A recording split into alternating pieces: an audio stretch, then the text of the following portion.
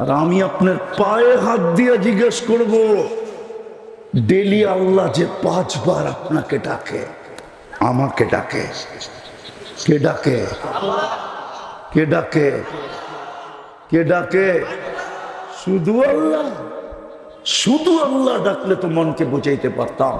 শুধু আল্লাহ তো ডাকে না, রহমানও ডাকে, রহিমও ডাকে, মালিকও ডাকে, কুদ্দুসও ডাকে, সালামও ডাকে, মুমিনও ডাকে, মুহাইমিনও ডাকে, আজিজও ডাকে, জব্বারও ডাকে, মুতাকাব্বিরুল খালিকুল বারিউল মুসাব্বিরুল গফফারুল কহ্হারুল ওয়াহ্হাবুর রাজ্জাকুল ফাত্তাহুল আলিমুল কাবিদুল বাসিতুল খাফিদুর রাফিউল মুইজ্জুল মুদিল্লুস সামিউল বাসীরুল হাকামুল আদলুল লতীফুল খবীরুল হালিমুল আযীমুল গফুরুশ শাকুরুল আলিয়্যুল কবীরুল হাফিজুল মুকিতুল হাসিবুল জলিলুল করিমুর রকিবুল মুজিবুল ওয়াসি আল হাকিমুল ওয়াদুদুল মজিদুল বাঈতুশ শাহীদুল হকুল ওয়াকিলুল কবিয়্যুল মাতিনুল ওয়ালিয়্যুল হামিদুল মুসি আল মুবদি আল মুঈদ আল মুফি আল মুমীত আল হাইয়্যু আল কাইয়্যুম আল ওয়াজিদ আল মাজিদ আল ওয়াহিদ আল আহাদ আল সামাদ আল কাদির আল মুক্তাদির আল মুকদ্দম আল মুআখ্খার আল আউয়াল ওয়াল আখির আল যাহির ওয়াল বাতিন আল ওয়ালি আল মুতাওয়ালি আল বাররু তাওয়াব আল মুনতাকিম আল আফু الرؤوف مالك الملك ذا الجلال والإكرام المقسط والجامع والغني والمغني المانع الضار النافع النور الهادي البديع والباقي الوارث والرشيد الصبور 99 পদের মালিক আল্লাহ ডাকে, 90% আসে না, 90% মসজিদে আসে না, নামাজ পড়ে না আমার জাতি। হায় হায়, তারপরও তো 1 সেকেন্ডের জন্য রহমত বন্ধ করেন না। এক হাদিস মনে উঠলো অনেক দিন পরে, তাই বলতেছি। আল্লাহ বলে, রহমতি ইলাইকা নাজিল, রহমতি ইলাইকা নাজিল, 24 ঘন্টা আমার রহমত তোর উপরে চলতেছে। ও মাদারীপুরের মানুষ, যদি এখন 1 মিনিটের জন্য অক্সিজেন বন্ধ করে দেয় কি হবে? কি কি আরে বলেন না, মৌত মৌত মৌত। সব মাদারীপুর ঢলে পড়বে মৃত্যুর কোলে 1 মিনিটের জন্য অক্সিজেন বন্ধ করলে। আল্লাহ বলে, রহমতি ইলাইকা নাজিল, 24 ঘন্টায় 5 বার তোকে আমি ডাকি, তুই তাকায় দেখিস না। তারপর আমার রহমত 24 ঘন্টা তোর উপরে বৃষ্টির চেয়ে বেশি বর্ষিত হয়। হায় হায় হায়, ওয়া মাসিয়াতুকা ইলাইয়া সাইদ, আর 24 ঘন্টা তোর নাফরমানি আমার দিকে উঠতে থাকে।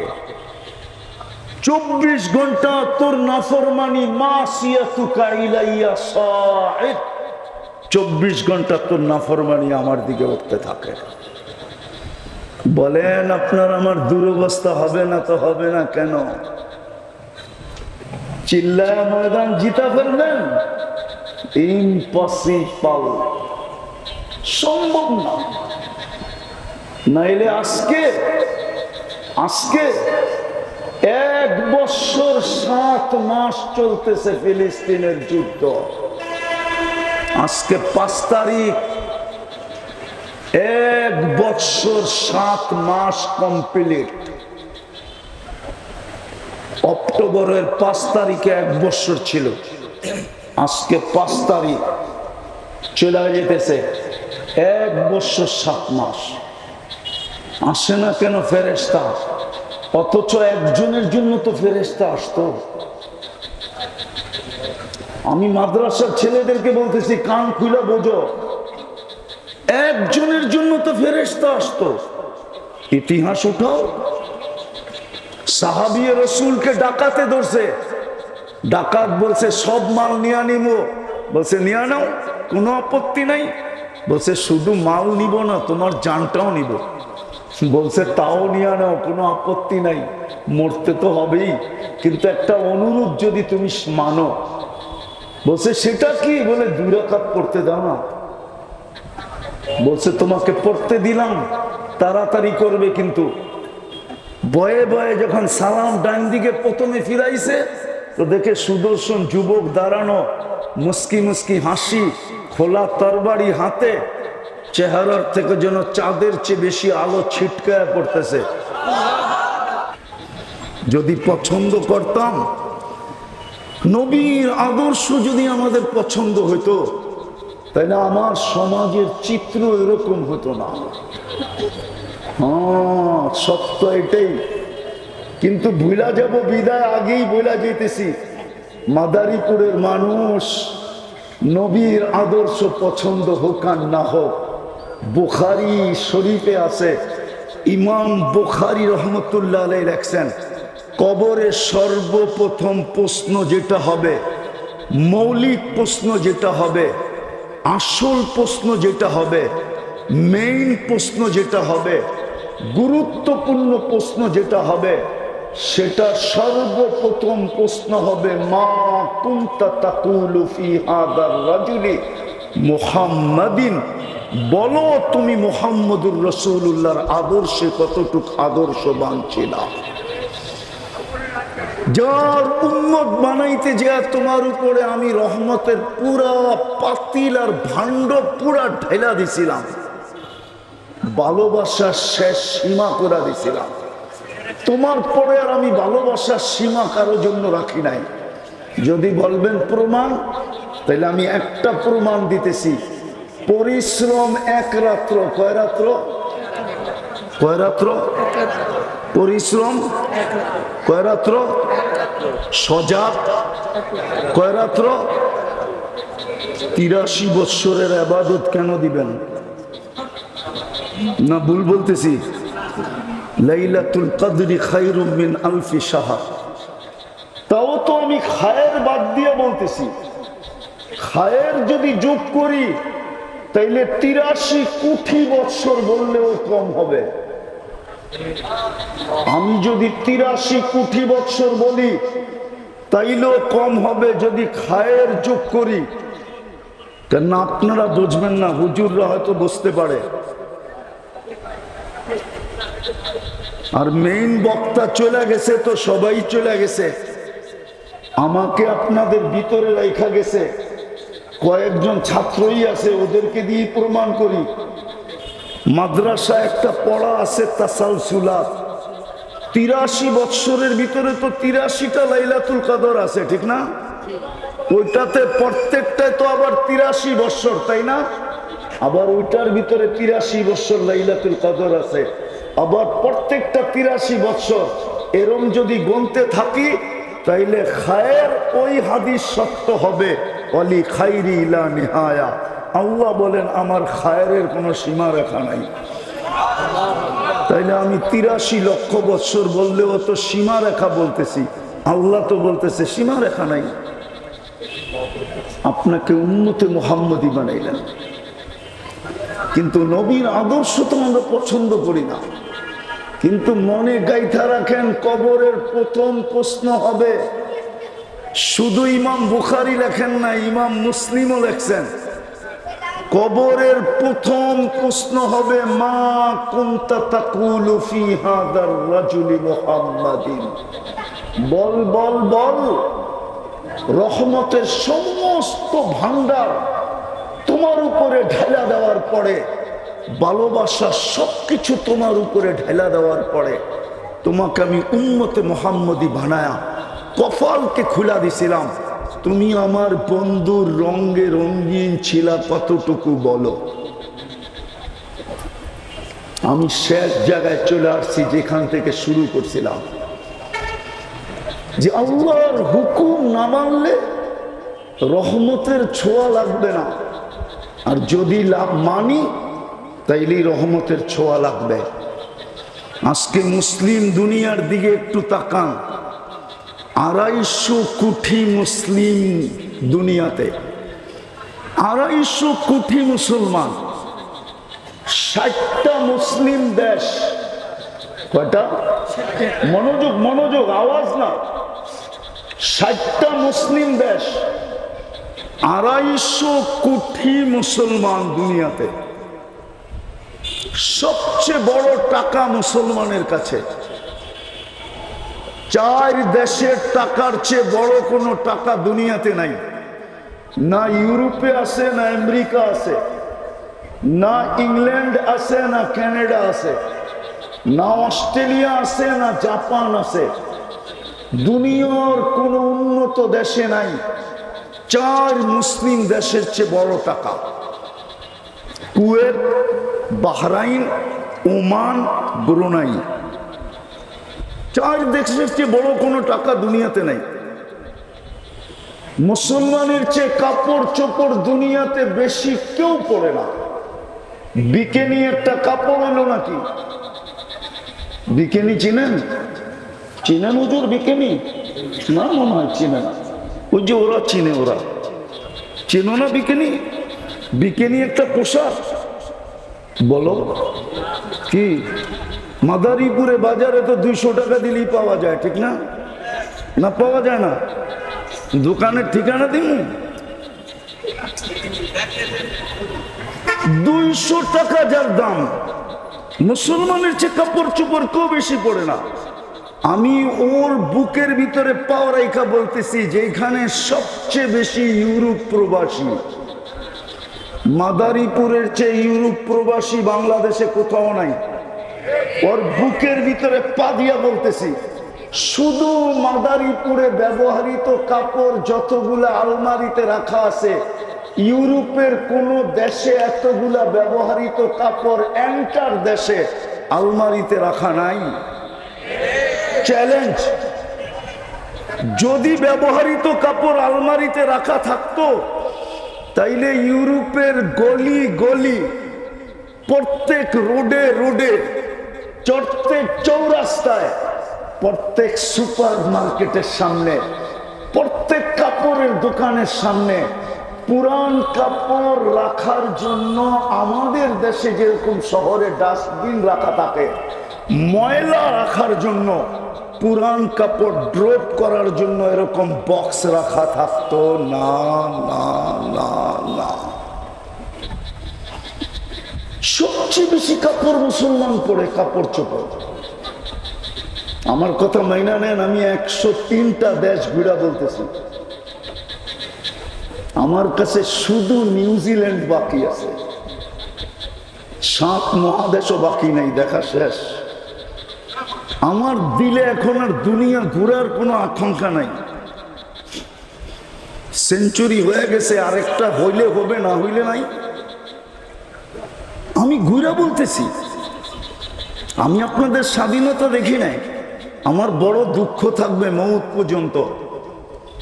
কেননা প্রথম স্বাধীনতার সময় তো বড় ছোট ছিলাম, তেমন বুঝ ছিল না। একটা নতুন স্বাধীনতা আসলো, এটাও চোখে দেখলাম না। কিন্তু দেখবো তো দেখবো কি করে? ওই দিন তো আমি মাটিতেই ছিলাম না, আমি তো আকাশে ছিলাম, আকাশে। 4 তারিখ রাত্রে আমি ইংল্যান্ড থেকে কানাডা যেতেছিলাম, নামার পরে শুনছি স্বাধীন হয়ে গেছে। আমি ইংল্যান্ডে কানাডায় যখন নামছি তখন 5 তারিখ, কানাডার 5 তারিখ। এইখানে দিন পার হয়ে রাত্র 8টা বাজছে, আমি 7টার সময় যে নামছি। আমি সারা রাত্র আকাশে উঠতেছিলাম। তো যেটা বুঝাইতেছিলাম, সবচেয়ে বেশি কাপড় চোপড় মুসলমান পরে। মুসলমানের চেয়ে কাপড় চোপড় দুনিয়ার কেউ পরে না। মুসলমানের চেয়ে সুস্বাদু খানার আইটেম দুনিয়াতে কেউ বেশি খায় না। চ্যালেঞ্জ। এইখানে তো ইটালির প্রবাসীও দাঁড়ানো থাকতে পারে। আমার মনে আছে 2008-এ আমি ইটালিতে ছিলাম, বলোনিয়া। আমার একসাথে এন্টার 25 দেশের সফর চলতেছিল ইউরোপের, 2008। তো আমার পাশে এক খাওয়ার দস্তরখানে ইটালির নবমুসলিম শিল্পপতি ছিল। তো আমাকে বলতেছে, মুফতি সাহেব, জান্নাতে যে এত আইটেম হবে আমার বিশ্বাস হয়। তো আমি কইলাম, কি করে বিশ্বাস হয়? কেননা বলোনিয়াতে বাঙালিরা তখন খুব বাঙালি ছিল 2008-এ, এখনো আছে। ওরা শুধু মাছের আইটেম করছিল 25টা। কয়টা? 25 আইটেম শুধু মাছের। তো বলতেছে, দস্তরখান দেখা আমার মনে হয় জান্নাতে কোটি কোটি আইটেম হবে। আমি বললাম ইসলামের আগে তুই কি খাইতি? 24 ঘন্টাই তো কাজ করতাম, খাওয়ার সুযোগ কোথায় পাইতাম? হয়তো গাড়ি চালাইতে চালাইতে একটা বার্গার খায়া নিতাম, একটা পিজা খায়া নিতাম, একটা হটডগ খায়া নিতাম, একটা এটা সেটা খায়া নিতাম, উপরে একটা ড্রিঙ্কস, তার উপরে 1 গ্লাস মেরা দিতাম। 1 গ্লাস বুঝেন কি? বেশি খাইলে তো আবার চালাইতে পারবো না। আর 1 গ্লাস মনে হয় বোঝেন না, ঠিক না? বুঝছে ফিডার তো খায় না। বুঝছে ফিডার তো খায় না। 1 গ্লাস মেরা দিতাম, এই আমাদের খাওয়ান ছিল। দুনিয়ায় মাছেরই 25 আইটেম, মুসলমানের চেয়ে বেশি আইটেম কেউ দুনিয়াতে খায় না। মুসলমান নরনারীর চেয়ে বেশি প্রসাধনী দুনিয়ার কেউ ব্যবহার করে না, কসম খোদার করে না। মুসলমানের চেয়ে ব্র্যান্ড কেউ ব্যবহার করে না। আমার কথা বিশ্বাস করেন, আমি চোখে দেখা বলতেছি আপনাদেরকে। আমি পারি আপনাদেরকে এখন নেটের থেকে বাহির করে দেখায় দিতে যে মাইক্রোসফটের মালিক বিল গেটস এর সবচেয়ে দামি প্যান্ট কয় টাকা, কয় ডলার, আমি দেখায় দিতে পারি আপনাকে। আপনি এখন সার্চ দেন, আমি যুবকদের পায়ে ধরে বলি, এখন সার্চ দাও যে মাইক্রোসফটের মালিক বিল গেটসের সবচেয়ে দামি প্যান্ট কয় ডলার, এখন তোমাকে গুগল দিয়ে দিবে, দেখো কয় ডলারে। আর আমাদের যুবকদের টি শার্ট কয় ডলারে, ওর গেঞ্জি কয় ডলারে, ওর হাতের সেট কয় ডলারে। বলো, মুসলমানের চেয়ে ব্র্যান্ড কেউ ব্যবহার করে না। মুসলমানের চেয়ে দামি জিনিস কেউ ব্যবহার করে না। ব্রুনাইয়ের বাদশার যে বাড়ি ব্রুনাইতে, ওটাতে 1000 কামরা, 1000। দুনিয়ার কোন প্রেসিডেন্ট নাই, হোয়াইট হাউসও 1000 কামরা না। 1000, 100 কামরা কিনা জানি না, 100 কিনা। রানী এলিজাবেথের বাড়ি তো 100 কামরা কিনা জানি না। আমি দেখা আসছি অক্টোবরে, আমি দেখা আসছি আগস্টে, ইংল্যান্ডে ব্রুনাইয়ের প্রেসিডেন্টের বাড়িতে 400 কামরা, 400। ওর পার্সোনাল গাড়ি হলো 500, দুনিয়ার সবচেয়ে দামি। যেই গাড়ি ব্যবহার করে সব সময়, ওটার এন্টার গাড়ির পার্টস হলো সোনা। আমি আপনাদেরকে দেখাইতে চাইতেছি, ইতিহাস বলতে চাইতেছি না, ব্যথা বুঝাইতে চাইতেছি যে সব দিক দিয়ে যখন মুসলমান উর্দে, তো আজকে মুসলমানের এই দুরবস্থা কেন?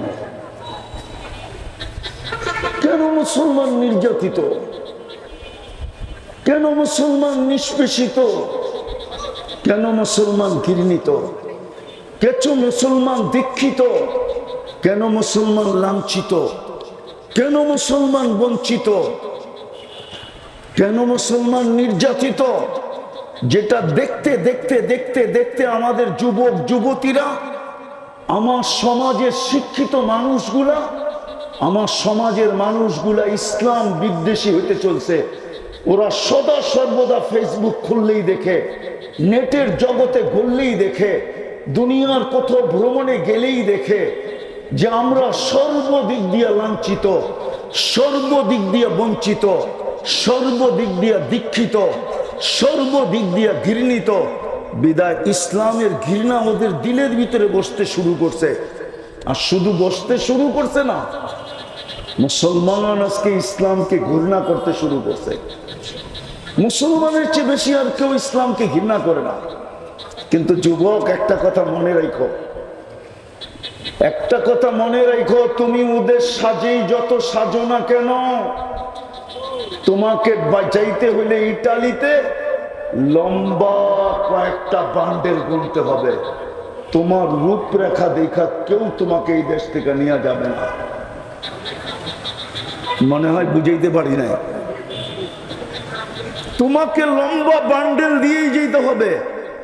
তোমার রূপরেখা দেখা ও তোমাকে নিবে না, তোমার পোশাক আশাক দেখা নিবে না। রব্বে কাবার কসম, কোনো দিন তোমাকে নিবে তো না, নিবে না, তোমাকে পছন্দ পর্যন্ত করবে না।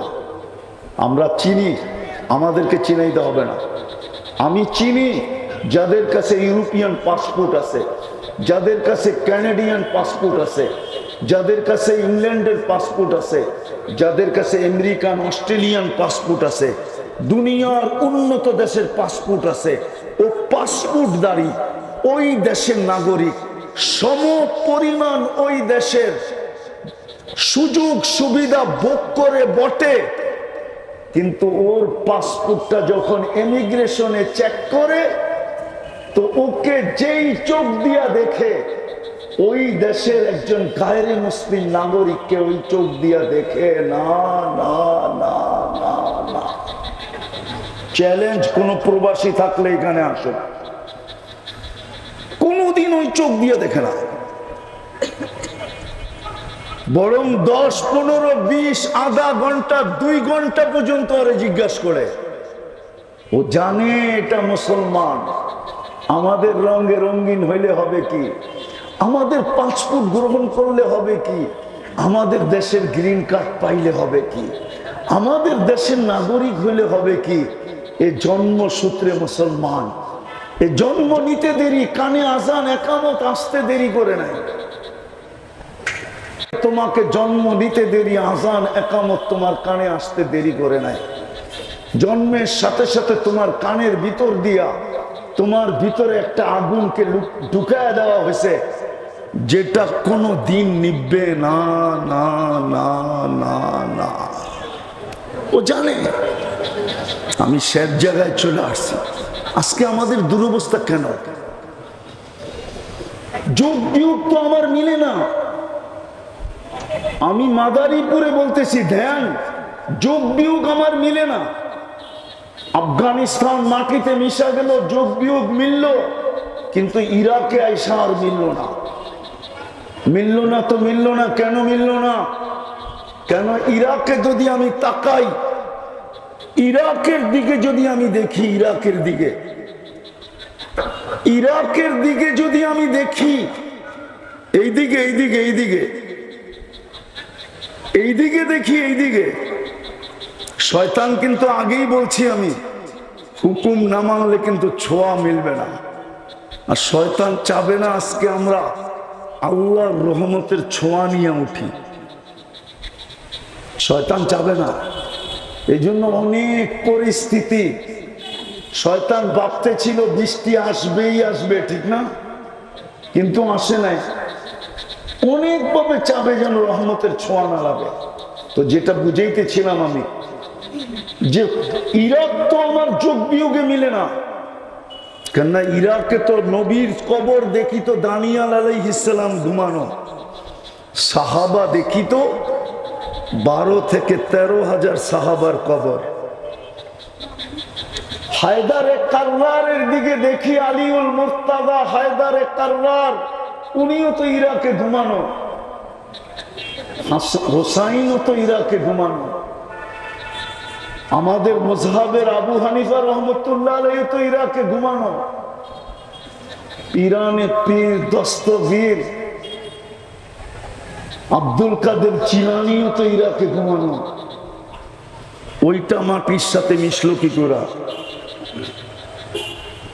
বাদ দিলাম ইরাক, আসেন ফিলিস্তিন মাটির সাথে মিশতেছে কি করে? আপনাদের ফিলিস্তিন আমার ফিলিস্তিন এক না। আমি 15 বছর আগে 2 চোখে ফিলিস্তিন দেখছি। বিদায় আপনি মিডিয়া দেখা আপনার সাথে আমার সাথে একমত হওয়া সম্ভব না। আমি তো চোখে দেখা বলতেছি। ফিলিস্তিন তো এখন আমার চোখের সামনে। ফিলিস্তিন মাটির সাথে মিশলো কি করে, মিশতেছে কি করে? অথচ ইব্রাহিম খলিল যেখানে ঘুমাইতেছেন, ওয়াদিয়ে খলিলে তো উনি ঘুমাইতেছেন। পাশেই তো মুসা আলাইহিস সালাম কালিমুল্লাহ ঘুমাইতেছেন ওয়াদিয়ে মুসায়। 70 জন নবীর কবর যেখানে চিহ্নিত, 45,000 সাহাবায়ে কেরাম যেখানে ঘুমান, মুসলমানের প্রথম কেবলা যেখানে, মেরাজের রাত্রে ১৬ লক্ষ নবীর সশরীরে যেখানে সম্মেলন, ১৬ লক্ষ নবীদের সম্মেলন ছিল, মেরাজের রাত্রে সশরীরে বাইতুল মুকাদ্দাস ফিলিস্তিনে মুহাম্মদুর রাসূলুল্লাহ সশরীরে উপস্থিত ছিলেন ফিলিস্তিনে। যিনি নামাজের ইমামতি করেন, যিনি ওইখানে খুতবা দেন, তারপরে সবার কাছ থেকে বিদায় নিয়ে আরশে যান। কেননা আকাশের রানওয়ে, আকাশে উঠার রানওয়ে বাইতুল মুকাদ্দাসের উপর থেকে হলো আকাশে যাওয়ার রানওয়ে, ওইখান থেকেই উপরে যান।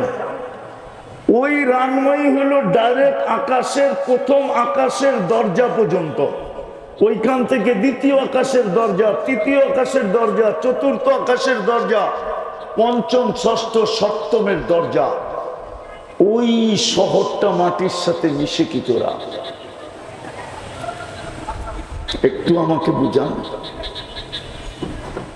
এতগুলা দয়া করার পরেও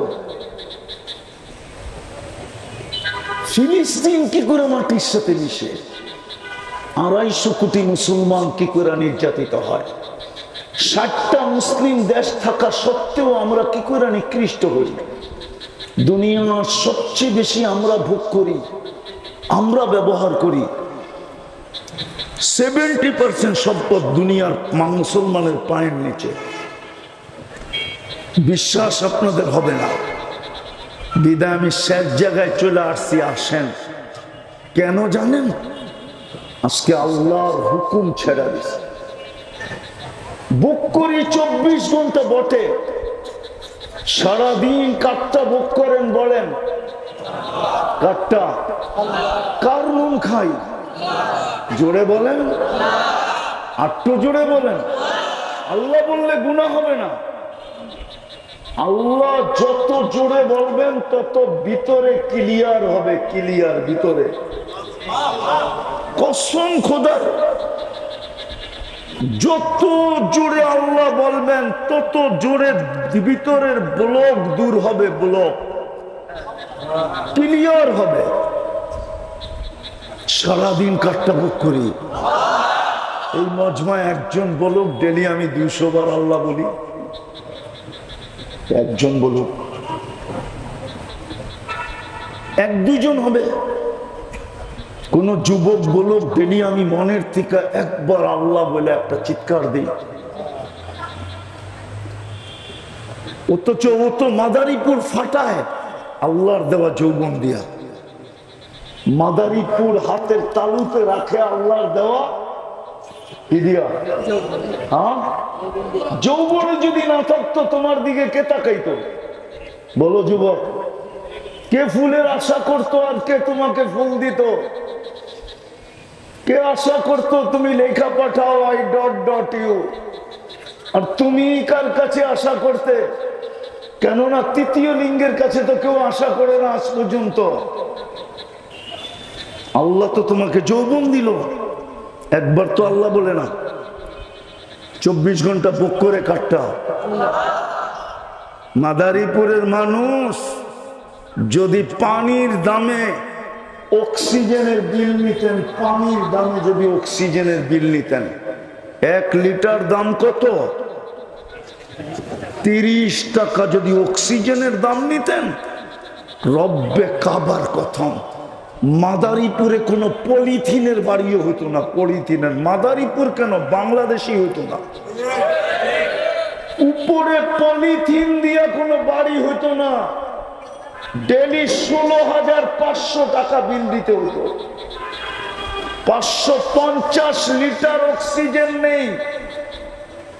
30 টাকা যদি 5 লিটার হয় তো 16,500 টাকা ডেলি বিল হইতো। বিল মাসে হইতো 4,95,000 টাকা বিল। বৎসরে হইতো কত টাকা বিল? একটু ভাবেন আমার কথা।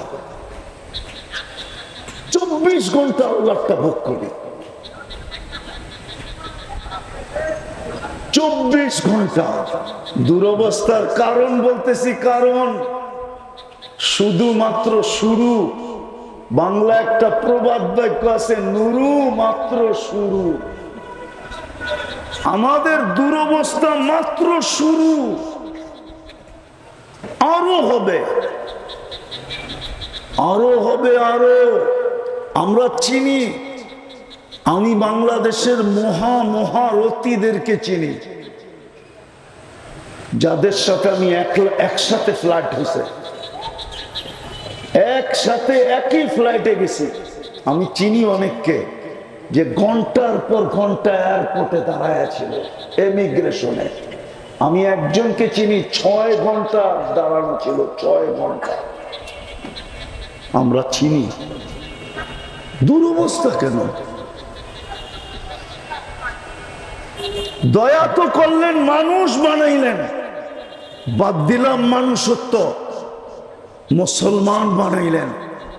ইসলামের রং আমাদের ভিতরে কোথায়? সমস্ত পাত্রকে ঢাইলা দিয়ে উম্মতে মুহাম্মদী বানাইলেন, নবীর আদর্শ কোথায়? শেষ জায়গায় চলে আসছি, সব বাদ দিলাম। মাদারীপুরের মানুষ আর লম্বা করতে চাইতেছি না, সবকিছু বাদ দিলাম। ইসলামের রঙও বাদ দিলাম, নবীর আদর্শ বাদ দিলাম।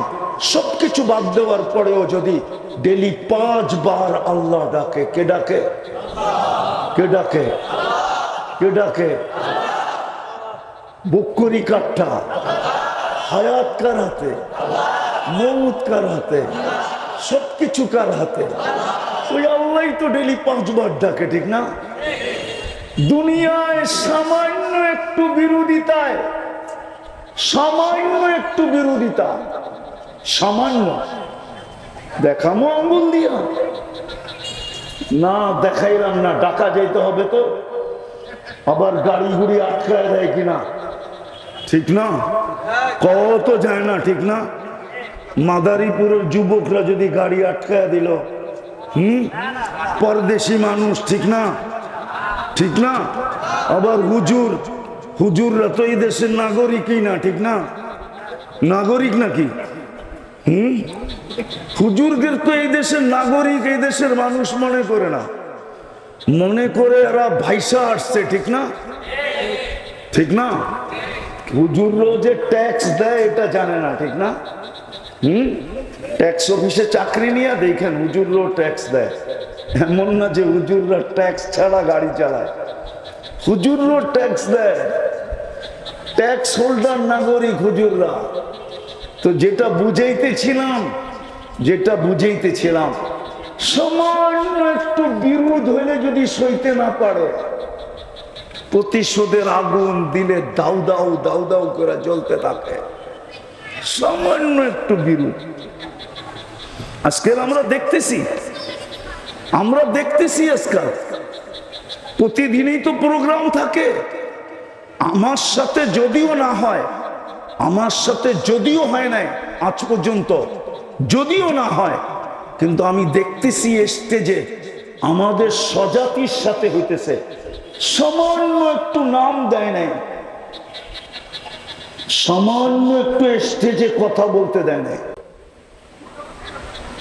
আর আমি আপনার পায়ে হাত দিয়ে জিজ্ঞেস করব, ডেলি আল্লাহ যে 5 বার আপনাকে ডাকে, আমাকে ডাকে, কে ডাকে?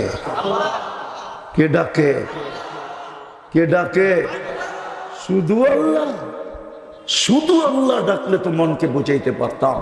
শুধু আল্লাহ তো ডাকে না, রহমানও ডাকে, রহিমও ডাকে, মালিকও ডাকে, কুদ্দুসও ডাকে, সালামও ডাকে, মুমিনও ডাকে, মুহাইমিনও ডাকে, আজিজও ডাকে, জব্বারও ডাকে, মুতাকাব্বিরুল খালিকুল বারিউল মুসাব্বিরুল গফফারুল কখারুল ওয়াহাবুর রাসাকুল ফাত্তাহুল আলিমুল কাবিদুল বাসিতুল খাফিদুর রাফিউল মুইজ্জুল মুদিল্লুস সামিউল বাসিরুল হাকামুল আদলুল লতীফুল খবীরুল হালিমুল আযীমুল গফুরুশ শাকুরুল আলিয়্যুল কবীরুল হাফিজুল মুকিতুল হাসিবুল জালিলুল করিমুর রাকিবুল মুজিবুল ওয়াসি আল হাকিমুল ওয়াদুদুল মাজিদুল বাঈতুল শাকিদুল হকুল ওয়াকিলুল কবিয়ুল মাতিনুল ওয়ালিয়ুল হামিদুল মুসি আল মুবদি আল মুঈদ আল মুফি আল মুমিত الحي القيوم الواجد المجد الواحد الأحد الصمد القادر المقتدر المقدم المؤخر الأول والآخر الظاهر والباطن الوالي المتوالي البر التواب المنتقم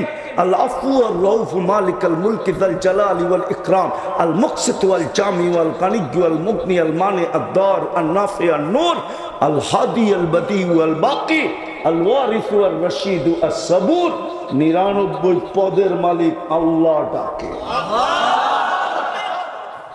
90% আসে না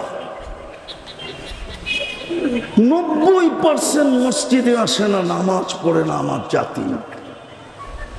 হায় হায়, তারপরও তো 1 সেকেন্ডের জন্য রহমত বন্ধ করেন না। এক হাদিস মনে উঠলো অনেক দিন পরে, তাই বলতেছি। আল্লাহ বলে রহমতি ইলাইকা নাজিল, রহমতি ইলাইকা নাজিল, 24 ঘন্টা আমার রহমত তোর উপরে চলতেছে। ও মাদারীপুরের মানুষ, যদি এখন 1 মিনিটের জন্য অক্সিজেন বন্ধ করে দেয় কি হবে? কি কি আরে বলেন না, মৌত মৌত মৌত।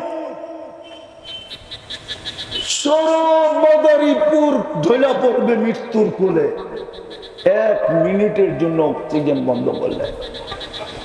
আল্লাহ বলে রহমতি ইলাইকা নাজিল, 24 ঘন্টায় 5 বার তোকে আমি ডাকি, তুই তাকায় দেখিস না। তারপর আমার রহমত 24 ঘন্টা তোর উপরে বৃষ্টির চেয়ে বেশি বর্ষিত হয়। হায় হায় হায়, ওয়া মাসিয়াতুকা ইলাইয়া সাইদ, আর 24 ঘন্টা তোর নাফরমানি আমার দিকে উঠতে থাকে। 24 ঘন্টা তোর নাফরমানি, মাসিয়াতুকা ইলাইয়া সাইদ, 24 ঘন্টা তোর নাফরমানি আমার দিকে উঠতে থাকে। বলেন আপনার আমার দুরবস্থা হবে না তো হবে না কেন? চিল্লায় ময়দান জিতা ফেলবেন? ইম্পসিবল, সম্ভব না। নাইলে আজকে 1 বছর 7 মাস চলতেছে ফিলিস্তিনের যুদ্ধ। আজকে 5 তারিখ, 1 বছর 7 মাস কমপ্লিট। অক্টোবরের 5 তারিখে 1 বছর ছিল, আজকে 5 তারিখ চলে যেতেছে 1 বছর 7 মাস। আসে না কেন ফেরেশতা? অথচ একজনের জন্য তো ফেরেশতা আসতো। আমি মাদ্রাসার ছেলেদেরকে বলতেছি, কান খুলে বোঝো, একজনের জন্য তো ফেরেশতা আসতো। ইতিহাস উঠাও, সাহাবী রাসূলকে ডাকাতে ধরছে, ডাকাত বলছে সব মাল নিয়ে নিব, বলছে নিয়ে নাও, কোনো আপত্তি নাই। বলছে শুধু মাল নিব না, তোমার জানটাও নিব। বলছে তাও নিয়ে নাও, কোনো আপত্তি নাই, মরতে তো হবেই, কিন্তু একটা অনুরোধ যদি তুমি মানো। বলছে সেটা কি? বলে 2 রাকাত পড়তে দাও না। বলছে তোমাকে পড়তে দিলাম, তাড়াতাড়ি করবে, কিন্তু বয়ে বয়ে যখন সালাম ডান দিকে প্রথমে ফিরাইছে, তো দেখে সুদর্শন যুবক দাঁড়ানো, মুস্কি মুস্কি হাসি, খোলা তরবারি হাতে, চেহারার থেকে যেন চাঁদের চেয়ে বেশি আলো ছিটকায় পড়তেছে। বাম দিকে সালাম ফিরে ডান দিকে জিজ্ঞাসা করছে তুমি কে? তো হাসতেছে আর বলতেছে আশ্চর্যের বিষয়, ওয়ারে ওয়া ওয়ারে ওয়া, আমাকে ডাইকা আনলা তুমি, আবার তুমি জিজ্ঞাসা করো তুমি কে? ডাইকা তো তুমি আনলা। তো বলছে কখন ডাইকা আনলাম? বলছে তুমি যখন পড়তেছিলা সেজদার ভিতরে, ইয়া ওয়াদুদ ইয়া যাল আরশিল মাজিদ ইয়া ফাআলুল লিমা ইউরিদ আসআলুকা বিইজ্জাতিকাল্লাতী লা তুরাম ওয়া বিমুলকিকাল্লাযী লা ইউদাম ওয়া বিনূরিকাল্লাযী মালা আরকানা আরশিক আন তাকফিনি মিন হাদাল লিস ইয়া মুগিস আগিসনি। বলে তোমার প্রথম চিৎকারে সমস্ত আকাশে ছুটাছুটি শুরু হয়েছে। ফেরেশতারা চিৎকার দিয়ে বলতেছিল, আল্লাহ বিপদগ্রস্তের আওয়াজ, অনুমতি দিতে দেরি, চাপায়া পড়তে দেরি করব না। তো আল্লাহ আমাকে চতুর্থ আকাশ থেকে নির্বাচিত করছেন। তুমি দ্বিতীয়বার যখন ইয়া মুগিস বলে চিৎকার দিছ, আমি 4 আকাশ অতিক্রম করে ফেলছি। যখন তৃতীয় চিৎকার দিছ, তোমার মাথার কাছে আইসা তোমার দুশ্মনকে জাহান্নামে পৌঁছাইয়া দিছি। ওই যে তাকায় দেখো আগুন জ্বলতেছে দাউ দাউ করে। বলছে এই বিশেষত্ব কি আমার? বলছে না, তোমার মতো যে নামাজ কিয়ামতের সকাল পর্যন্ত উপহার দিবে, আমি ওর জন্য কিয়ামতের সকাল পর্যন্ত বেঁচে থাকবো। ও মানুষ, ও মাদারীপুরের মানুষ বলেন, একজনের জন্য যদি ফেরেশতা চতুর্থ আকাশ থেকে ছুটে আসতে পারে, তাহলে 60 লক্ষ ফিলিস্তিনের জন্য কেন আসে না? গাজাতে তো 30 লক্ষ, পশ্চিম তীরে 30 লক্ষ, 60 লক্ষ মুসলমানের জন্য কেন আসে না? ওরা তো বন্ধুর ভাষায় কথা বলে, ওরা তো কোরআনের ভাষায় কথা বলে, ওরা তো জান্নাতের ভাষায় কথা বলে, কেন আসে না? 250 কোটি মুসলমানের জন্য কেন আসে না? চতুর্দিক দিকে তো শকুন চোখ উঠায় বসে আছে, আমাদের উপরে থাবা মারবে তো মারবে কখন? কেন বুঝান আমাকে। বিদায় সত্য এটাই, আমরা আল্লাহর হুকুম ছেড়া দিছি, ইসলামের রং ছেড়া দিছি, নবীর আদর্শ ছেড়া দিছি। আল্লাহ ডাকে তারপরও আসি না। বিদায় সত্য প্রস্তুত থাকি, আমরা প্রস্তুত। হাদিসের কথা বলতেছি, প্রস্তুত থাকি। কেননা আমাদেরকে ক্লিন করবেন, এটাই সত্য। আমাদেরকে পুত পবিত্র করে উঠাবেন, এটাই আল্লাহর বন্ধুর সাথে অঙ্গীকার।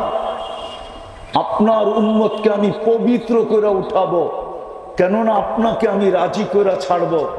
আপনার চেহারায় কিয়ামতের দিন আমি ভাঁজ আসতে দিব না। লা ইউখজিকা ফি উম্মতিক, উম্মতের ব্যাপারে আপনাকে আমি লজ্জিত হতে দিব না। আপনাকে আমি রাজি করে ছাড়বো। সাউফা ইউতিকা রাব্বুকা ফাতারদা, আপনি সুপারিশ আমি গ্রহণ করব। বিদায় আমি আগেই আপনার উম্মতকে ওয়াশ করব। বলছে কিভাবে ওয়াশ করবেন? বলছে আল কাতলু ওয়াল সালাসিল, অহেতুক হত্যার শিকার হবে আপনার উম্মত। আজকে আমরা অনর্থক হত্যার শিকার। আমার দেশে দেখেন, আপনাদের মাদারীপুরে দেখেন, এই কয়দিনে যে কটা হত্যা হলো, আপনি বলেন কি কারণে হত্যা? 1 কাপ চায়ের জন্য হত্যা। বাংলাদেশের পত্রিকায় আছে 5 টাকার বাদামের জন্য হত্যা, সামান্য একটু বিরোধের জন্য হত্যা। অহেতুক হত্যা বাড়তেছে, বিজাতিত করতেছে। আমরা পর্যন্ত একজন আরেকজনকে হত্যা করার জন্য পাগলের মতো করতেছি। প্রস্তুত থাকি, যদি তওবা না করলাম, আর যদি আজকে তওবা করলাম, আল্লাহর দিকে যদি ফিরা গেলাম, তাহলে আমি আপনাদেরকে সুসংবাদ শুনাইতে পারি। ফাইন তাবু ফাআনা হাবিবুহুম, আল্লাহ বলে তওবা করতে দেরি, আমি বন্ধু হইতে দেরি করব না। লিউযীকাহুম বা'দাল্লাযী লাআল্লাহুম ইয়ারজিউন, আল্লাহ বলে আমি চাই তোমরা ইউটার্ন নাও। যদি কথা বুঝে আসা থাকে, চলে যেতে হবে কবরে। প্রথমেই বলছি, কোনো কাজ চলবে না, কোনো পরিচয় চলবে না, কোনো সম্পর্ক চলবে না। ওটা খোলার সময় আমার কাছে এখন নাই। চলবে না, কোনো কিছুই চলবে না। যদি চলতো, তাহলে আবু তালেবের কবর আমাকে 1000-100বার কাঁদাইতো না। আমি আবু তালেবের কবর চিনি, আপনারা না চিনলেও আমি চিনি। কার পাশে শুয়ে আছে এটাও আমি জানি। আম্মাজান খাদিজাতুল কুবরা রাদিয়াল্লাহু তাআলা আনহার পাশে শুয়ে আছে। হাজিরা জানে না কোন দিক দিয়ে গেলে ওনার কবর দেখা যায়, কেননা ওনার কবর যেই দিক দিয়ে গেলে দেখা যায়, ওই দিক দিয়ে কাউকে দাঁড়াইতে দেয় না। ওটা হলো ফ্লাইওভার, গাড়ি আসে আর যায়, ওইখানে কাউকে দাঁড়াইতে দেয় না। ওইখানে দাঁড়াইলে দেখা যাবে ওনার কবর আম্মা জানের বিলকুল পাশে, যেটাকে ওলামায়ে কেরাম জান্নাতুল মুআল্লা বলে, উপরের জান্নাত। আবু তালেবের কবর আমাকে শতবার কাঁদাইতে হয়, যখনই যাই তখনই কাঁদায়। বাংলাদেশে বৈশাখ মনে উঠলে চোখে পানি চলে আসে। আবু তালেব ৪৪ বৎসর বাতিজাকে সিনায় রেখা পারলেন, ওই বাতিজা সব বাদেই দিলাম। আমাদের নবীজি চাচাকে 2 হাতে কবরে নামাইছেন, 2 হাতে। ওলামা জানে কিনা এই হাতের মর্যাদা? নবীজির হাতের মর্যাদা জানেন না? উম্মত জানে না। ওলামা জানে কিনা এটাও জানি না। জানেন এই হাতের মর্যাদা? শুধু আনাস ইবনে মালিক রাদিয়াল্লাহু তাআলা টিস্যুতে হাত মুছছিলেন, টিস্যুতে। জীবনভর উনি আগুন দিয়ে পরিষ্কার করছেন, জীবনভর একটা সুতা পর্যন্ত দুনিয়ার আগুন পোড়াইতে পারে নাই। মানুষ মনে করতো আনাস রাদিয়াল্লাহু তাআলা জাদু দেখাইতেছেন। বন্ধুরা জিজ্ঞাসা করতো, আনাস এই জাদু কোত্থেকে? বলছে এটা জাদু না, এটা মুহাম্মদুর রাসূলুল্লাহর হাতের ছোঁয়া। যার হাতের ছোঁয়া লাগলে দুনিয়ার আগুন সুতা পোড়াইতে পারে না। যার পিঠের ছোঁয়া লাগলে মেম্বরে পা দিতে দেরি, মরা মৃত্যু খেজুর গাছ জীবিত হইয়া কান্নায় ভাঙ্গা পড়তে দেরি করে না। ওনার হাতে কবরে নামাইছেন, 2 হাতে। আর একটা চিৎকার দিছেন, আম্মি আম্মি মা তারাক্তালি সাবিলা, চাচা আমার জন্য কোনো রাস্তা রাখলেন না। বলছিলাম কলেমা পড়েন না, বলছিলাম মুঠো ঠেলায়া দেন, আওয়াজ করতে হবে না, তাও করেন নাই। বলছিলাম চুপ থাকেন, চুপ, কিচ্ছু বলবেন না, তাও করেন নাই। শেষে একটা চিৎকার দিছেন, আলা মিল্লাতি আব্দুল মুত্তালিব, আমি আব্দুল মুত্তালিবের ধর্মের উপরে চলে গেলাম। চাচা আমার জন্য কোনো সুযোগ রাখলেন না। আমি আপনার কষ্টের বিনিময় দিতে পারি না। 6 বৎসর 6 মাস বয়সে বুকে উঠাইছেন।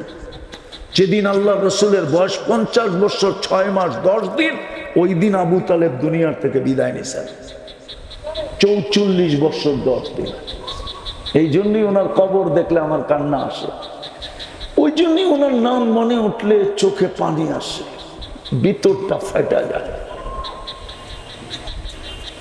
কোনো পরিচয় চলবে না। আসেন, যদি বুঝে এসে থাকে এই মাহফিল থেকে, চলেন প্রথম আল্লাহর কাছে আমরা তওবা। এই রাস্তা আমাদের জন্য এখনো খোলা আছে, তওবা করি। উম্মত, এটা উম্মত। কয়েকজন পাগড়ি সাগরিয়ালা হুজুর দেখা ভুল বুঝেন না যে এদের দোয়ায় কিছু হয়ে যাবে, হইলে এতদিনে হয়ে যেত। কেননা প্রথম যুদ্ধ বাজে অক্টোবরের 7 তারিখে, 5 তারিখে, তারপরেই রোজা আসছিল। দ্বিতীয় রোজা চলে গেল যুদ্ধে। প্রথম রোজায় আমি ভাবছিলাম যে মনে হয় ঈদ 2টা হবে। কেননা আমার জীবন কেন, হেরেমের জীবন, মক্কা মদিনার জীবনে মনে হয় মক্কা মদিনা এরকম কান্না দেখে নাই, এরকম চোখের পানি দেখে নাই। এই রমজান না, রাতের রমজানের কথা বলতেছি আমি। আপনি নেন, নেটের ভিতরে পাবেন। বেতের নামাজ পড়া যে কান্না, হায় হায়, ইমাম সালাম ফিরে ফেলছে, হাজারো মুক্তাদি সেজদায় পড়ে এখনো কাঁদতেছে, আর শুধু বলতেছে আল্লাহ ফিলিস্তিন ফিলিস্তিন ফিলিস্তিন ফিলিস্তিন। আমার মনে হইতেছিল ঈদ 2টা হবে, ফিলিস্তিনের স্বাধীনতা আর রোজার ঈদ। ওই রমজানও গেল, এই রমজানও গেল, ওই কোরবানিও গেল, এই কোরবানি আবার আসতেছে, কিন্তু বিজয়ের কোনো চিহ্ন দেখতেছি না। রাস্তা মনে হয় একটাই খোলা, তওবা যদি আল্লাহর কাছে করতে পারি। করবেন মনের থেকে? কে কে করবেন দেখি? পাক্কা? হ্যাঁ, যুবকরা কি বলে পাক্কা? তাইলে বলেন, আল্লাহ অতীত থেকে তওবা করলাম, আপনি আমাদের তওবা কবুল করেন। না মা, বেশি কিছু করতে হবে না এই উম্মতকে, একটা কাজ আজকের থেকে করেন। আমি আপনাদেরকে প্রমাণ দিতেছি, আর কোনোদিন মাদারীপুরে আসি না না আসি জানি না, কিন্তু প্রমাণ দিতেছি আপনাদেরকে। ইহুদিদের কিতাবে আজও লেখা আছে, যদিও নাকি মুসলমান ওলামারা জানে না। অনেক তথ্যই মুসলমান ওলামারা জানে না, আমাদের বাংলাদেশের ওলামারাও জানে না। কিন্তু বলতে বলতে এখন দেখতেছি পত্রিকায়ও লেখা শুরু হয়েছে, মিডিয়ার থেকেও প্রচার শুরু হয়েছে। আমি মাঝে মাঝে বলি যে বাংলাদেশের মাটির নিচে একটা আধ্যাত্মিক শক্তি আছে। এই মাটি নিয়ে বেশি দিন যে খেলে, মাটি ওকে বেশি দিন খেলতে দেয় না। মাটি বেশি দিন, এটা মাটির আধ্যাত্মিক শক্তি। কেন জানেন? কেন আল্লাহর রসুল যখন হিজরত করেন নাই, তখন বাংলাদেশে 4 সাহাবী চলে আসছে। এই দেশের মানুষ সাহাবাদেরকে দেখা মুসলমান হয়েছেন। আল্লাহর রসুল তখনও হিজরত করেন নাই। আমি নাম বলতেছি, আবু ওয়াক্কাস, ওহাব ইবনে মালিক, কাসেম ইবনে হুযাইফা, উরওয়া ইবনে সাসা, দুইজনের কবর চীনে আছে, এখান থেকে চীনে গেছেন। আবু ওয়াক্কাস, ওহাব ইবনে মালিক রাদিয়াল্লাহু তাআলা আনহুর কবর মঙ্গোলিয়ার বর্ডারে, উনি মঙ্গোলিয়া পর্যন্ত গেছেন। আর দুইজন এইখানেই আছেন, কোথায় আছে আমি জানি না। কাসেম ইবনে হুযাইফা, উরওয়া ইবনে সাসা। ইসলামের প্রথম কুরবানির আধ্যাত্মিক শক্তি এই মাটির নিচে লুকানো। এই জন্য এই মাটির 1400 বৎসরের ইতিহাস বলে যে এই মাটির ভিতরে এক আধ্যাত্মিক শক্তি আছে। এই মাটি নিয়ে যে বেশি খেলে, মাটি ওকে বেশি দিন খেলতে দেয় না। হয়তো রান আউট করে, নাইলে বোল্ড আউট করে, নাইলে ক্যাচ আউট করে, নাইলে ছক্কা দিয়া বাউন্ডারির বাহিরে করে। এটা হলো এই মাটির আধ্যাত্মিক শক্তি। কসম খোদা, আমি ইতিহাসের পাতা থেকে আপনাদেরকে বলতেছি, ইতিহাসের পাতা থেকে। তওবা তো করলেন, এই উম্মত বেশি কিছু করার প্রয়োজন নাই। যদি একটা কাজেই উম্মত করে, বা আমরাই করি একটা কাজ আজকের থেকে, যে এই মজমাই যদি আজকের থেকে বলে, যেটা ইহুদিদের কিতাবে লেখা আছে, যে যেই দিন মুসলমানের জুমার জামাত আর ফজরের জামাত সমান হবে, ওই দিন মুসলমানের বিজয়ের পালা শুরু হবে। এর আগে যদি মুসলমান 250 কোটিও জান দেয়, বিজয়ের পালা শুরু হবে না, না, না। আপনিই বলেন, মালিক কাউকে 3 বার ডাকলো, যদি ওর ধৈর্যের বাঁধ ভাঙা যেতে পারে, ও কর্মচারীকে আর রাখে না, তাইলে ডেইলি আল্লাহ 5 বার ডাকে, মাসে 150 বার ডাকে, বৎসরে 1800 বার ডাকে। বলেন 20 বৎসরের যুবক বলো, ও 15 বৎসর থেকে 5 বৎসরে কয়বার সাড়া দিছে? জুমায় জুমায় হয়তো যায়, ঈদে হয়তো যায়, বাকি সারা বৎসরই তো ডাকে সাড়া দেয় না। তাইলে আল্লাহর কি ধৈর্যের কোনো বাঁধ নাই? আল্লাহ কতদিন সহ্য করবে? তারপরও তো রহমত 1 সেকেন্ডের জন্য বন্ধ করেন না। আসেন আজকের থেকে আমরা মসজিদ ভরা দেই। পারবেন? পারবেন বেনামাজি মুক্ত মাদারীপুর শহর বানাইতে? আমি তো একটা রাষ্ট্র চিনি যেখানে আমি 6 বার গেছি, কোনো বেনামাজি নেই। আমি 6 বার গেছি ওই দেশে, 6 বার। আফ্রিকার একটা দেশ আছে চাঁদ, যেটাকে আরবিতে তাসাদ বলে। আপনার দেশের 15-20 গুণ বড়। ম্যাপে দেখেন চাঁদ, একটা আফ্রিকার দেশ আছে, 100 কোটি মুসলমান মাত্র। ওই দেশে একজনও বেনামাজি নেই। আমি শুধু যেই না বলতেছি না, আমি 6 বার গেছি। আমি প্রেসিডেন্টকে চিনি, বর্তমান প্রেসিডেন্ট, এর বাপকে চিনি, আমি স্পিকারকে চিনি, সবাইকে চিনি, আমাকেও চিনি। গরিব দেশ, কিন্তু কোনো বেনামাজি নেই, কোনো বেনামাজি এখানে নেই। পারবেন মাদারীপুরটা বেনামাজি মুক্ত বানাইতে? পারবেন? পড়ব এবং বেনামাজি মুক্ত করব। কে কে রাজি আছি? পড়ব এবং আমি এই যুবকদেরকে বলবো, এই সংস্থার যুবকদেরকে, তোমাদের পায়ে হাত দিয়া বলি, শুধু ওয়াজ পর্যন্ত সীমিত থেকো না।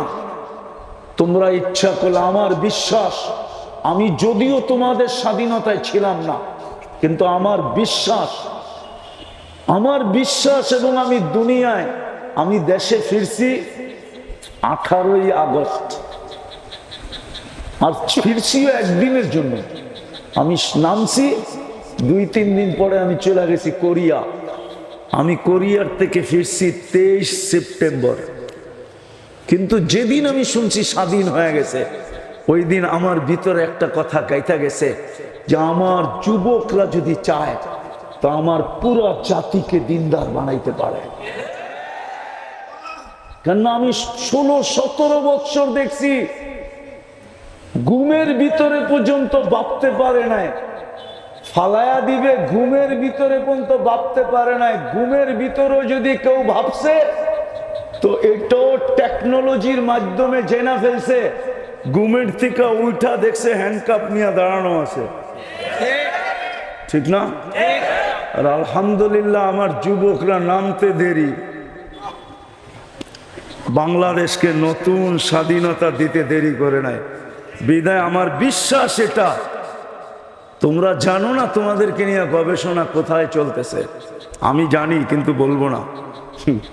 আমি অনেক দিন পরে দেশে আসছি, আমি জানি বাংলাদেশের যুবকদেরকে নিয়ে গবেষণা কোথায় চলতেছে, যুবতীদেরকে নিয়ে গবেষণা কোথায় চলতেছে আমি জানি, কোন কোন অফিসে চলতেছে এটাও জানি আমি, কিন্তু বলবো না, মিডিয়ায় চলে যাবে সব। বিদায় আমার বিশ্বাস, তোমরা দিনদার হইলে আমার জাতি দিনদার হইতে বাধ্য। বিদায় তোমাদের পায়ে হাত দিয়া বলি, তোমরা দিনদার হয়ে যাও। হবে, পড়বে মসজিদ, এই দায়িত্ব নিলা এই সংস্থা দ্বারা যে আমরা পায়ে ধরে হলেও মসজিদ পড়বো। জুমার ফজর এক করে দিয়া দেখবো আল্লাহ আমাদের বিজয়ের ফ্ল্যাগ উড়ায় কি উড়ায় না, যাত্রা শুরু হয় কি হয় না। পারবো তো? আল্লাহ আমাদেরকে আমল করার তৌফিক দান করেন। ওমা আলাইনা ইল্লাল বালাগ। দোয়া, লাকাল হামদ কামা ইয়ানবাগি লিজালালি ওয়াজহিকা ওয়া আযীমি সুলতানি। আল্লাহ বলার পর্ব ছিল শেষ, শোনার পর্ব ছিল শেষ, ভিক্ষার পর্ব চলতেছে। কাদেরকে নিয়ে হাত উঠাইলাম এটাও জানেন। বিশেষ করে যুবকদের হাতগুলা দেখেন না, ওরা এই সময় কোথায় থাকার কথা ছিল আর ওরা কোথায় বসে আছে। আয়োজনটা কে করছে? মালিক, এটাও তো দেখবেন, যুবকরাই তো আয়োজন করছে। আয় আল্লাহ, যাদেরকে আপনি এত বড় মর্যাদা দিলেন, লাউলা শাবাবা খুশা লাজালতুস সামা হাদিদা ওয়াল আরদা সাফসাফা ওয়াত তুরাবা রামাদা ওমা আনজালতু মিনাস সামাই কাতরা ওমা আমবাততু মিনাল আরদি হাব্বা বাল আনজালতু আলাইহিমুল আযাবা সাব্বা। এটা তো আপনারই ঘোষণা। বিদায় ওই যুবকদেরকে নিয়ে হাত তুললাম, পর্দার অন্তরালে মা বোনদেরকে নিয়ে হাত তুললাম। আয় আল্লাহ, সাদা দাড়িকে নিয়ে হাত, সাদা দাড়িওয়ালাদেরকে নিয়ে হাত তুললাম, ওলামা তোলাবাদেরকে নিয়ে হাত তুললাম। বেশি কিছু চাবো না মালিক, চাওয়া ছাড়াই তো 24 ঘন্টা বৃষ্টি, রহমতের বৃষ্টি বর্ষিত করতেছেন, নাইলে তো আমাদের বাঁচার কোনো উপায় ছিল।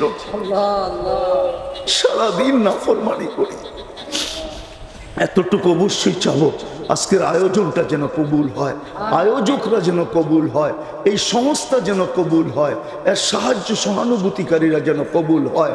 আয় আল্লাহ, আজকে যেন মাদারীপুরের মানুষগুলো কবুল হয়, নারী পুরুষ যেন কবুল হয়, ছোট বড় যেন কবুল হয়, শিক্ষিত অশিক্ষিত যেন কবুল হয়। আমরা জানি কবুলিয়াত যদি না হইতো তাহলে এক ফোঁটা বিদ্যুটে দুর্গন্ধময় পানি কোনোদিন সৃষ্টির সেরা হিসাবে রূপ নেওয়ার সুযোগই ছিল না। আপনার কাছে কবুল হওয়ার সাথে সাথে আপনি কুদরত দিয়ে সাজায়া সৃষ্টির সেরা হিসাবে অস্তিত্ব দিছেন, মুকুটটাও মাথায় পড়ায়া দিছেন। বিদায় কবুলিয়াত চাই, আর কিচ্ছু চাই না। আজকের আয়োজনের কবুলিয়াত চাই, এই যুবকদের হাতের কবুলিয়াত চাই, এই যুবকদের কবুলিয়াত চাই। আয় আল্লাহ, আমাদের তওবার কবুলিয়াত চাই, আমাদের অঙ্গীকারের কবুলিয়াত চাই। আমরা কবুলিয়াত ছাড়া হাত নামাইতে চাই না। ও মালিক, আমার মাথার উপরে সামিয়ানা থাকলে কি হবে? হাত যারা উঠায় বসা আছে, কারো মাথার উপরে সামিয়ানা নাই। আপনি প্রথম আকাশে ডাকতেছেন, হালমি মুস্তাগফির, কে আসিস মাপ চাবি, আমি মাপ করে দিব। আল্লাহ, আমরা আগেই মাপ চেয়ে আনিছি, আমরা এখন শুধু কবুলিয়াত চাইতেছি। আপনি আমাদেরকে কবুল করেন, আমাদেরকে কবুল করেন, উম্মতে মুহাম্মাদিকে কবুল করেন, জিন ও ইনসানকে কবুল করেন। যার যে পেরেশানি আছে দূর করে দেন, প্রয়োজন আছে মেটা দেন, অসুস্থ আছে শেফায়ে কামেলা আজেলা দায়মা মুস্তামিররা নসিব করেন। জটিল রোগে যারা আক্রান্ত, হার্ট হোক, কিডনি হোক, লিভার হোক, ব্রেন স্ট্রোক হোক, ডায়াবেটিস হোক, ক্যান্সার হোক, দুরারোগ্য হোক, ব্যয়বহুল হোক, এমনকি গোপন রোগ কারো কাছে বলতে পারে না, আল্লাহ শেফায়ে কামেলা আজেলা দায়মা মুস্তামিররা নসিব করেন, মুস্তামিররা নসিব করেন, মুস্তামিররা নসিব করেন। আয় আল্লাহ, এই আয়োজনের উসিলায় এই মাদারীপুরের মাটির নিচে, এই শহরের কবরস্থানে বা শ্রোতাদের আত্মীয় স্বজন যে যেখানেই দুমায়া থাকুক,